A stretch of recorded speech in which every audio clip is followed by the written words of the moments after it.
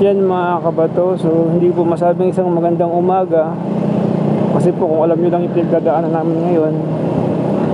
So kung napanood nyo yung past previous video ko about dun sa sister ko kay Annalyn Pantila, talaga namang ewan ko ba kung bakit niya ginawa yun. So meron kaming naging emergency dahil sa kanya. So yung ginawa niyang pagpitil ng sarili niyang buhay, yun. So nandun po sa previous video ko yun noong November 14. Hindi ko makakalimutan yun nung ginawa niya yun. So kaya ko lang po dun sa description o chat box yung yung link ng video na yun. So kung gusto niyo mapanood kung ano nga ba yun, kung anong sako na yung hinarap namin hanggang ngayon, yan dahil sa ginawa ng kapatid ko hanggang hindi niya na po kunaya. So almost 4 months po kami sa Jose Reyes Hospital sa Manila. Doon na po inaabot ng bagong taon at Pasko yung mama at isang sister ko. So napaka thanks kay mama at kay Ann Aprilin. So sila po yung nagbantay doon, inaabot ng Pasko, inaabot ng bagong taon hanggang sa nakalabas kami. Alam ko parang March o February ba, March kami nakalabas ng hospital, yung sister ko si Annalyn Pantila. So nung lumabas siya, tawag ito, napakapayat niya kasi ang dami niyang operasyon na dinanas. So tinanggal yung bituka niya doon, puro hiwa sa tiyan, hiwa sa braso. Grabe yung ginawa niya ngayon. At ngayon po hindi na nga niya kinaya, binawian po siya ng buhay. Kaya ngayon pupunta po ako ng Star Mall San Jose para alamin, kasi po member din po siya ng SSS.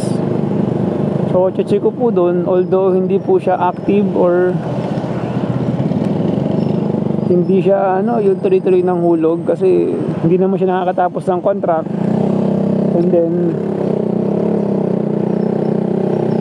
paltak-paltak basta yung hindi siya tuloy-tuloy na pero ang alam po kasi once na member ka ng SSS may makukuha kang benefits. So ayun po yung aalamin ko ngayon papuntang Star Mall. So sana maging good news kasi po talagang kailangan din namin ng budget. At thank you po pala sa lahat ng mga tumulong sa amin nung una pa lang, nung umpisa pa lang. So yung mga doktor nung nakompine yung sister ko si Annalyn, mga doktor na tumulong, nagbigay ng financial assistant, mga mayor, yan, sa mga pinsan, mga kamag-anak, saka kay Jello, maraming salamat. Mga tropa tumulong sa amin, sa lahat ng mga taong hindi namin kakilala pero nagpaabot ng tulong. Nakakatawang isipin, biro nyo, hindi namin kakilala, sa social media lang, sa FB. So nagpaabot ng kanilang tulong, financial man, prayers. So thank you very much. Maraming salamat. Dahil sa inyo, medyo tumagal po yung buhay ng kapatid ko. Although talagang hindi na po talaga kaya Nagpaalam po sa amin yung sister ko na hindi daw niya talaga kaya kasi napakapayata talaga niya. Grabe. Halos butot balata lang po siya. Pero sabi namin, lumaban kasi talagang siya na mismo yung sumuko. Ginawa naman namin yung lahat kasi talagang siguro hanggang doon na lang. Masakit isipin, pero tinanggap namin, mahirap man.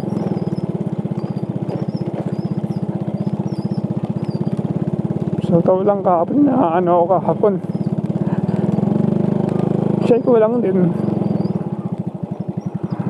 Habang nagdi-display ako, napapaiyak na lang ako. Ba yan? Tingnan, napapaiyak na ako. Ay. So basta maraming thank you po sa lahat. Sa lahat ng tumulong. Natandaan ko pa nga nag-birthday siya eh. Nagpunta pa kami ng birthday niya. Hindi na kami cake, kaunting handaan. Tuwan-tuwa siya ng time na yun. Sa hospital pala yung nangyari yun noong February doon siya nag-birthday sa hospital. Tuwan-tuwa siya. May dala kaming cake. Kasi makauwi siya. Nung umpisa pa lang, nung unang uwi niya, medyo nalaba siya. Pero talagang hindi kinaya kasi tinanggal po yung bituka niya.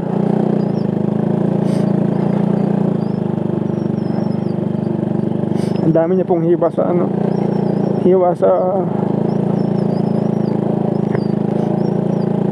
tiyan. So pinaltan po yung bituka niya ng tube o ng bituka rin na goma. Hindi ko masyadong masabi kung tama ba kakasabi ko. Tapos kumakain po siya naka-blender. So yung bitukang ginawa pong yun na goma siguro tinanggal po kasi yung bituka niya doon po pinapasok, may tubo po yun, may hose. Doon po pinapasok yung binilender na pagkain. Kasi may butas din po yung lalamunan niya, may butas. So hindi po yun pwedeng hindi po yun pwedeng pakainin yung sister ko kahit inom ng tubig, bawal. So lahat po nagagaling sa dextrose. Saka doon sa bitukang ipinalit sa bituka niya kasi sunod po yung internal organ niya. Uminom po siya ng tap. Yung panlinis ng ng inidoro.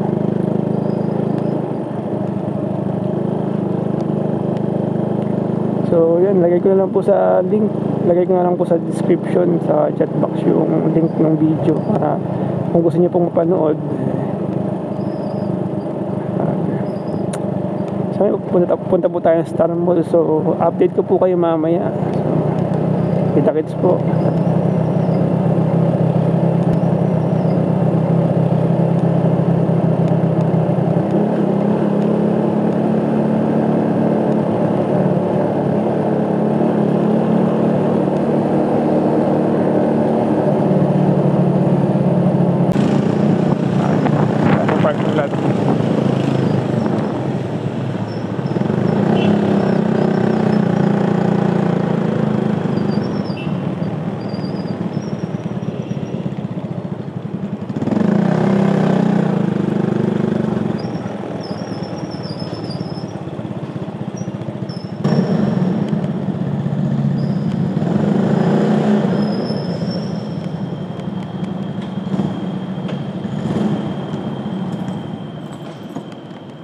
Dito na tayo. A few moments later.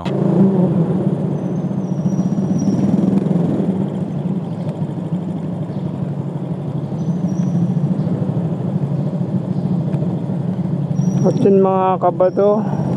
So pauwi na tayo. So ang nangyari po mga kabato yun nga yung sa SS binigyan ako ng ng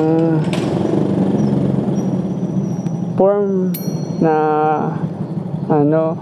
funeral. Ayun yung pipila pa natin. So nakalagay po dun yung yung mga requirements. So ang kailangan daw dun yung funeral ng kapatid ko, yung certificate, registered, then yung babay na andun. So naandun po mga kabato, ipakita ko lang po sa screen. So kailangan bumalik tayo sa Monday. Kaya Monday babalikan namin ni Mama. Samahan ko si Mama, dalawa kami maglalakad ni Mama maglalakad dun sa Monday. Samahan ko si Mama lang maaga kasi open na siya alas 7 kasi pipila pa lang din. Kaya talagaan namin ni Mama. Dapat bago mag 7 o 6 nandun na kami bukas. Sa Mandi pala. Kasi mahaba din yung pila.